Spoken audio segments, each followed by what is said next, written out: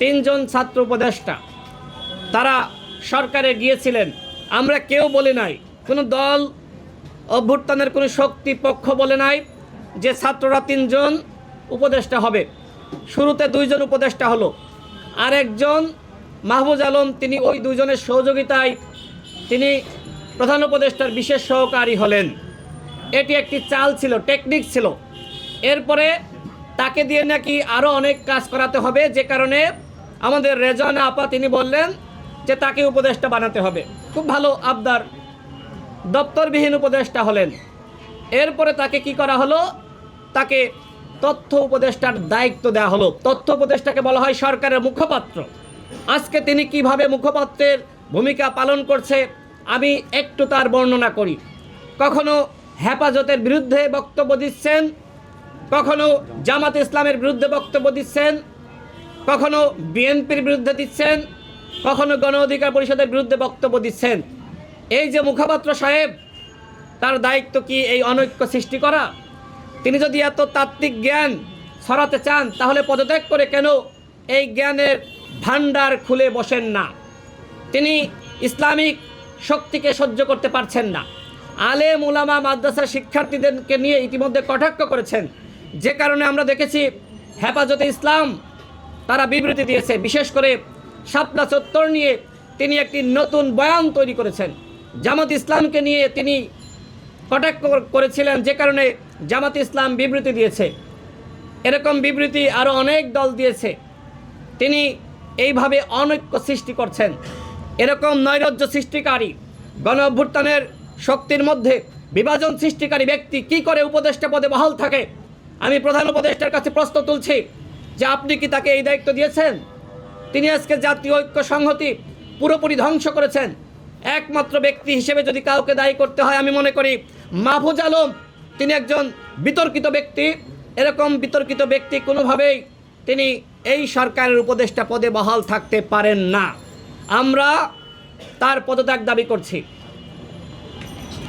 একই সাথে বন্ধুগণ, আমরা এই সরকারকে বলেছিলাম আপনারা আওয়ামী লীগকে নিষিদ্ধ করেন, কারণ আওয়ামী লীগ একটি গণহত্যাকারী দল। আমরা ইতিহাসে পাঠ করেছি ৭১-এর পরে শেখ মুজিবের নেতৃত্বে জাসদ এবং ওই সময়কার ভিন্ন মতের রাজনৈতিক দলগুলোর প্রায় ৩০,০০০ নেতাকর্মীকে হত্যা করা হয়েছে শেখ মুজিবের নেতৃত্বে, তার নির্দেশনায়। ঠিক দ্বিতীয়বার শেখ মুজিবের কন্যা শেখ হাসিনার নেতৃত্বে আর একটি গণহত্যা চলেছে। আমরা তৃতীয়বার কোনোভাবেই আওয়ামী লীগকে এই ব্যানারে সংগঠিত হয়ে আমরা গণহত্যার সুযোগ দিতে পারি না। ইতিমধ্যে আমরা দেখেছি আওয়ামী লীগ সারা দেশে মাথাচাড়া দিয়ে উঠেছে। গতকাল তারা শেখ মুজিবের জন্মদিন উপলক্ষে সারা দেশে মিছিল করেছে, একজনও গ্রেপ্তার হয়নি। সরকার কি করেছে? গোয়েন্দা সংস্থা কি করেছে? আমরা আগেই বলেছি এই প্রশাসনকে বহাল রেখে, এই পুলিশ রেখে, এই গোয়েন্দা সংস্থা রেখে কোনোভাবে রাষ্ট্র সংস্কার করতে পারবেন না। সরকারের উপদেষ্টারা বলেন যে 80% আওয়ামী লীগের পুলিশ। তো ভাই, আপনারা এই 80% নিয়ে কিভাবে রাষ্ট্র সংস্কার করবেন? বিপ্লবী ছাত্র জনতা যারা অভ্যুত্থানে ভূমিকা রেখেছে তারা প্রশিক্ষণপ্রাপ্ত। এই বিপ্লবী ছাত্র জনতা তারা পুলিশকে, আওয়ামী ফ্যাসিস্টকে তারা প্রতিরোধ করেছে। আর হচ্ছে যে আউটসোর্সিংয়ের মাধ্যমে নিয়োগ।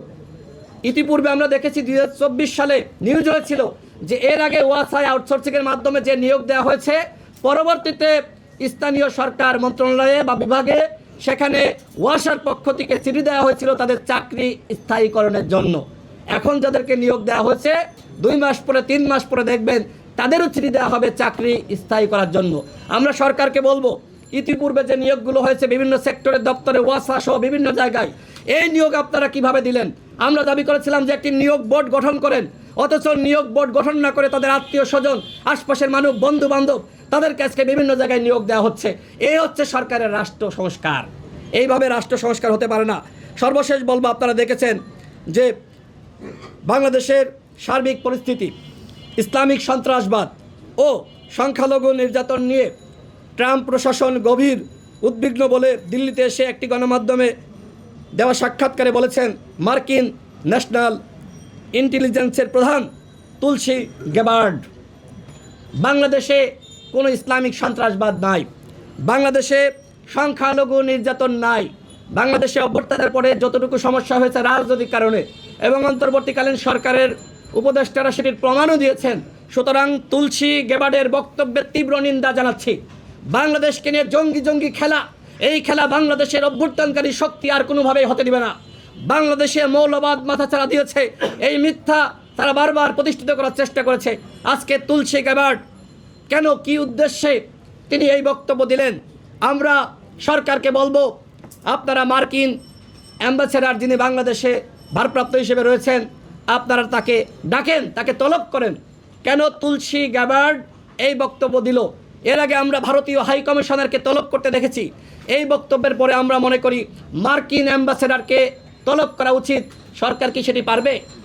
আমার তো মনে হয় না।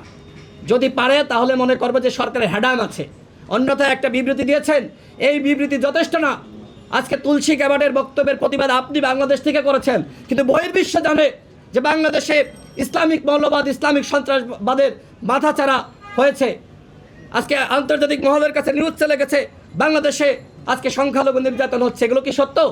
এগুলো সত্য না। সুতরাং যখন আপনারা মার্কিন অ্যাম্বাসেডরকে তলব করবেন, তখন আন্তর্জাতিক বিশ্বের কাছে সংবাদ পৌঁছে যাবে যে এই তুলসী গেবার্ড যে বক্তব্য দিয়েছে সেটি ভিত্তিহীন।